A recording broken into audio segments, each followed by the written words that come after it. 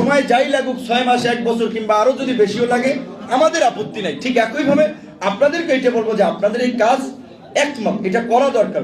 অবশ্যই এটা তো করতে হবে, তো নির্বাহী আদেশেই করবে, কিন্তু সময় তারা যত যদি সময় লাগে 2-4 দিন নিবে, সেটার সাথে খুব বেশি বোধহয় আপনাদেরও দ্বিমত নাই। আর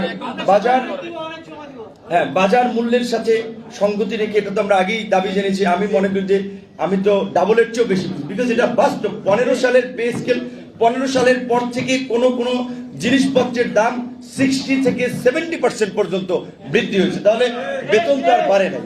সো বেতন তো অবশ্যই বাড়াতে হবে। এবং এখানে 3 নম্বরে যেটা বলছিলেন, যে সকল কর্মচারীর বাৎসরিক বেতন বৃদ্ধি শেষ ধাপে পৌঁছে গেছে, তাদেরকে স্বয়ংক্রিয়ভাবে উপরের গ্রেডের সংশ্লিষ্ট ধাপে বেতন দিতে হবে। অবশ্যই দাবি ইমপ্লিমেন্ট হলে অটোমেটিক্যালি তো যারা শেষ দিকে আছে তারাও সেই সুযোগ সুবিধা পাবে, সেটার সাথে আমি পরিপূর্ণ একমত। ধন্যবাদ।